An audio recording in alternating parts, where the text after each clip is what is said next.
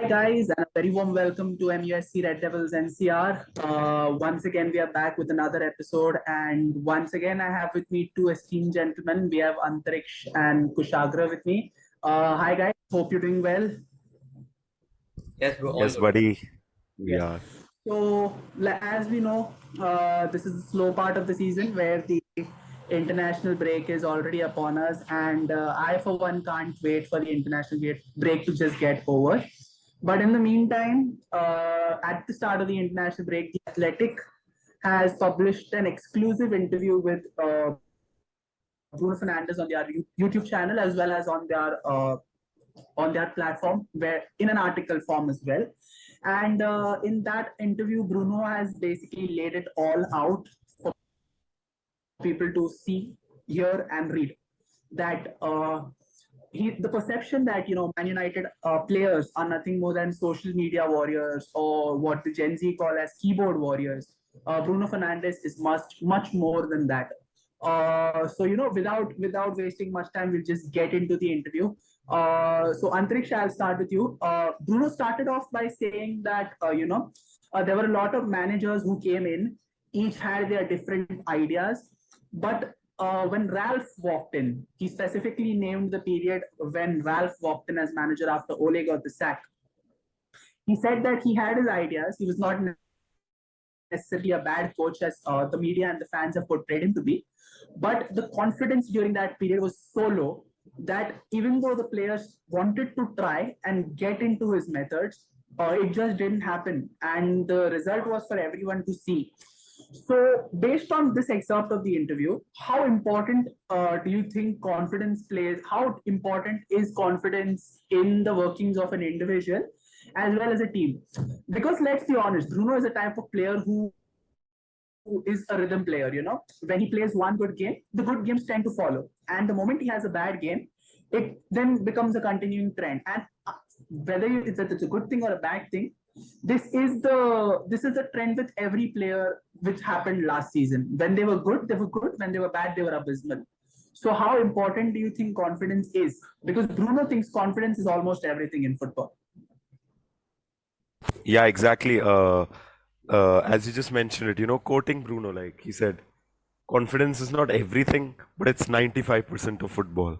So it's like everything basically. So yeah, confidence just plays a massive, massive role. And as we saw, last season, like once we just went off the cliff, especially after the Atletico Madrid result, we just sort of never looked forward rather than never looking back. We just never looked forward. So confidence plays a huge part, and again, no one doubted the coaching abilities of Ralph Rangnick, but on the very, very contrary, no one ever actually believed in the coaching ability of Ole Gunnar Solskjaer. So it was a stark contrast between the two types of management.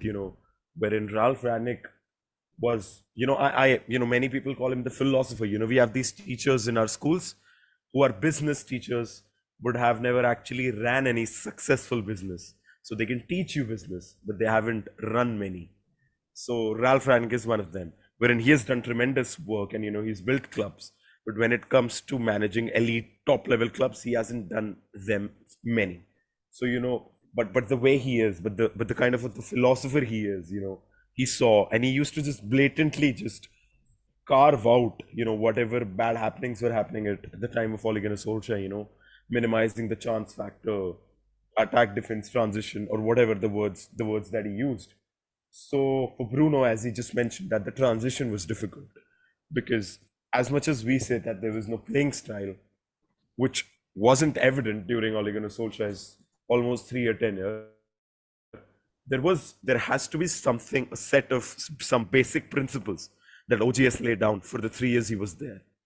As much as he came out saying confidence, energy, trust, desire as being his keywords, there had to be something which Carrick, Phelan, McKenna had to be doing on a very regular basis. So they were doing something, but it wasn't something which was very well defined. But when you have someone like Ralph Rangnick come in, who has absolutely different ideas of what we need to do. We remember the 4-2-2 system, playing straight balls, just passing through the lines, no back pass, Ralph Rangnick noting each and every pass and literally mentioning two passes of McTominay which he thought should have been forward rather than backward. That's how high his spirits were when he joined United, Rangnick. But then it all came down, as we saw. We only ran that game, we only pressed that game, the reality sat in. So confidence again played the major role. We lost to Arsenal when we had a glimmer of hope of, going into the top four. Ilanga gave us the goal against Atletico, but then we couldn't do it. So confidence, man, confidence is just everything. Like just right now, I don't know how Erik ten Hag managed it after Brentford, but he just turned some switch there. And now that the switch is on, I mean, it just has to stay on like for a season, we hope. So yeah. So exactly, like you said, it plays a massive role in sport and in life, basically. If you're confident, you think you can scale the highest mountains, but if you're not, it's like you can't even walk a single step ahead. Coming on to another topic, there is this perception about Bruno being an obsessive moner.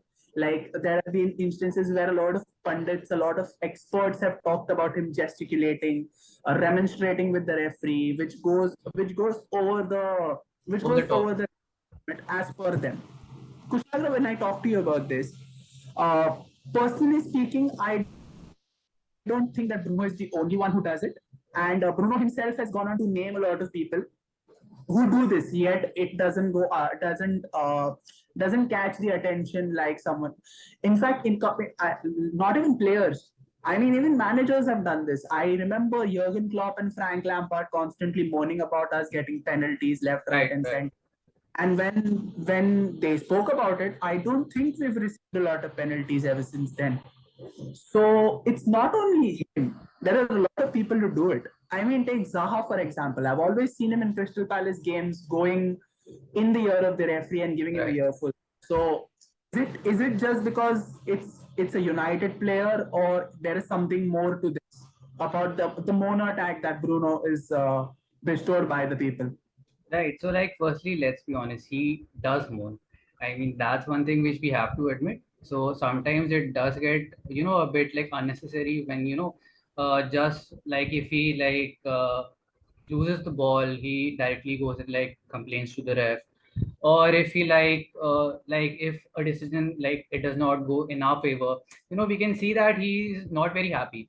But then the point here is that he is actually passionate enough for the game, that he actually cares so much that even a slight thing which is not going in our favor, that like puts him off. So obviously, I mean, firstly, he's from Portugal, right? So he obviously like has this in his like genes, because we've all seen the Spanish players, or even like the Portuguese players, they do moan a bit. But like, coming to the part, is he the only one who does it? Absolutely not. As you said, there are so many people that do it, but since he's a United player, that extra light is always like thrown on him, right?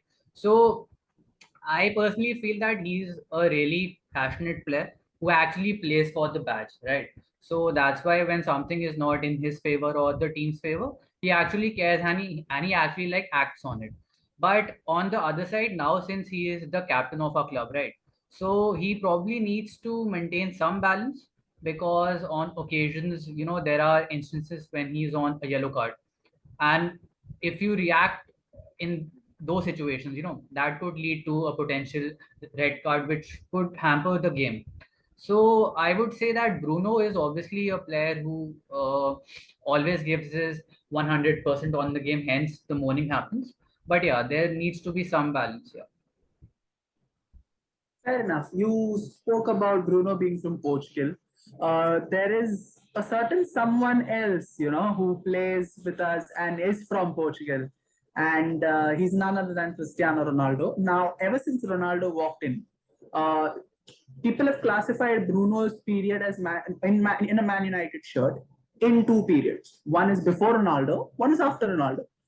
Before Ronaldo, he was an absolute world beater, and I don't think there is any other word that describes him. A world beater, simple as. He started like a house on fire.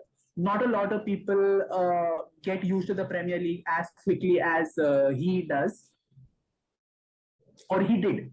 But the moment Ronaldo came in, it felt like his output decreased. It felt like he was always, he was always looking for Ronaldo. But in his defense, it was not only him. I think it was almost everyone who was looking for Ronaldo whenever they had the ball. So there it was. So people started thinking that both of them cannot work together.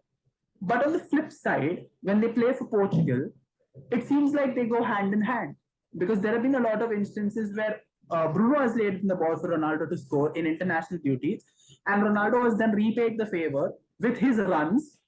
The keyword here being runs or his passes. Bruno has gone on to set the record straight that it's not the case. And he cites the Arsenal example where we had a penalty. The score was 2-1 in Arsenal's favor. And Ronaldo told Bruno himself to go take the penalty. And when Bruno missed, Ronaldo was the first one to come to him and, egg him on that it's fine. The game is still there to win. So what, Antriksh, I'll take both of your opinion on this. Antriksh, I'll go with you first. Is it because, let's get to the crux of it. Can these two egos play hand in hand in a club as United? Playing for Portugal is a different thing. That's a different thing altogether. It's an international setup. You don't play in an international team day in and day out. On a club level, you do. And before Ronaldo coming in, Bruno was the alpha. Harry Maguire might want to have a different say in the matter, but Bruno was the alpha of the team. Bruno was the top dog. But the moment Ronaldo stepped in, there was a divide. So can two massive egos, all right? I'm saying egos because Bruno right now is one of the senior most players in the squad. Can two massive egos coexist? And especially with the talent and the skill set of the likes of Ronaldo and Bruno. I mean, that is the million-dollar question, which is at United always, Earlier it was Pogba and Bruno, It was even Donny and Bruno. Donny never got the chance. It was even Eriksen and Bruno for some time. But yeah, the pertinent question has been, since Ronaldo has joined us, can Ronaldo and Bruno play together? You just mentioned there that Portugal is different. And I absolutely agree with that Portugal is different because, truth be told, Bruno isn't considered Bruno in Portugal, He's just handed out the right side of midfield. Fernando Santos looks at his 60 minutes. If it's okay, if he's, moaning and throwing his arms up in the air and losing the ball, trying to make world beater passes, he's off. He's off and someone, Paulinho or someone of that sorts. Or maybe a Wolves player comes in and replaces him. But jokes apart, so while playing at United, I'm of the opinion that at least in football, on paper, you can't ever decide that two players just suddenly can't play together. But what I have a consistent opinion on is with the emergence of Ronaldo in his prime years, but with the decline of Ronaldo in his latter 30s, has to be taken into account. When he left Juventus, Chiellini mentioned this quote, which has sort of summed up my feelings ever since for Ronaldo, that Ronaldo was like a player that we thought we needed when we had him. But when we didn't have him, we didn't feel the need for him. We felt as if we were too responsible on him and for him when we were doing okay without him. So obviously this is not the word-to-word quote because I'm no madman to sort of, sort of learn these Italian quotes, but somewhere there or the other.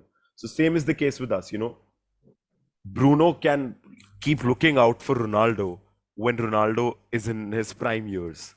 But when Ronaldo is 37, soon to be 38, if he's the player the whole team is looking out for, then our team is bound to be in shambles, the way we saw last season. Now, Bruno's performance last season, again, cannot be single-handedly blamed on Ronaldo. As you said, Delvin Bhai, Bruno hasn't had a break since he joined England. He even mentioned in his interview that he never got the time to settle in England. He just hit the ground running. We were losing derbies after another. We were losing games after another. He came in, he scored that penalty against Club Brugge. He scored that penalty against Watford, and he kept going on from there. So he was bound to have a bad time sometime or the other. So it unfortunately came back then. The system where he was playing for 2 years, he was the alpha, as you said. Suddenly, he had to take a step back. He was the willing runner who used to go in when we didn't have a definite strike, with Martial being injured, and he also trying to, with Martial's tendency of drifting onto the left. Our wingers trying to play as wide forwards rather than strikers. So suddenly his role changed. Suddenly he had that extra pressure of maybe not being the penalty guy he used to be. So all of that combined. So I sort of disagree that Ronaldo is the prime reason that Bruno couldn't perform. But I also agree with the fact that us, Manchester United, as one of the biggest clubs, relying solely on a 37, 38-year-old striker, beat Ronaldo, beat the caliber and the plethora and the aura of Ronaldo, we have to do better. Fair enough, fair enough. Kush, the same question goes to you. Do you think that these both giants can coexist in a team without having fractures in their relationship on and off the pitch? Right. So, firstly, I would like to divide this between Manchester United and for the international team, right? If you saw the Euros, right, there's a guy called Renato Sanchez. He was being played over him. So, actually, Bruno Fernandes was not even starting all the games at that tournament, right? So, Bruno for Portugal is a different player. The sync between him and Ronaldo there, I think that's a different tangent. I won't go into that. Yeah, but coming on to United, um, Bruno was not arguably, he was the best player under Ole, right? And he was the sole carrier of the team when we didn't have Ronaldo. The season that we came second, with the likes of Anthony Martial, Rashford, Mason Greenwood, and obviously Edinson Cavani. And Bruno was the guy who was, supplying them all the balls and obviously scoring himself as well. But when Ronaldo came, that part changed because earlier Bruno had the freedom of taking out a ball or taking a shot. But when he came, all he had to do was find Ronaldo. So you can't like deny the fact that your game does change when you have a target man like Ronaldo, who is, as Antrik said, in the decline of his career. Right, he's a 37 now. He can't make the runs that he used to. He does not have the pace anymore. So the game would obviously change a bit around him. And I personally do agree that Bruno's game did take a hit because of Ronaldo. Even if we see like this season, right, Bruno was the shining star against Arsenal, and he was the shining star against the pool game as well. In like both of the games, Ronaldo was not there for the majority of the part. Against Arsenal, he like did come on, but yeah, I hope that you like get the point, right? Uh, Going on, I think we have Marcus Rashford. I hope that Anthony Martial कभी तो आए भाई, वो एक game खेलता है फिर 5 game injured हो जाता है मार्शियल भाई. अगर हमें अपनी भाई गेम के साथ, if he can show that he can stay fit, and of course there's like Ronaldo in the mix as well, I think we should be fine. And the last thing is, like we spoke about in the start of the video, it's confidence, right? So right now Bruno is high on confidence, so it does not matter कि Ronaldo है या फिर आप कोई C team का striker डाल दो. He is high on confidence. He has the momentum. Eric Ten Hag has the momentum. So either ways, with or without Ronaldo, I think Bruno will now do well. Fair enough, fair enough. So these are some really good insights on the on a part. This is just a part that we've done on Bruno's interview.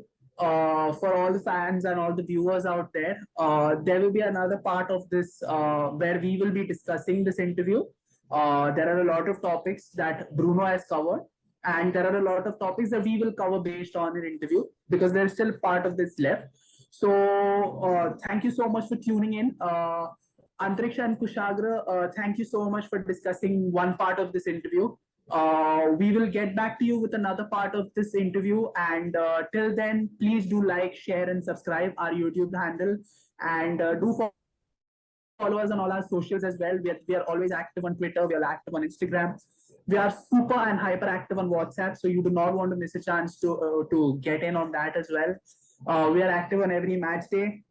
We are active on international breaks as well.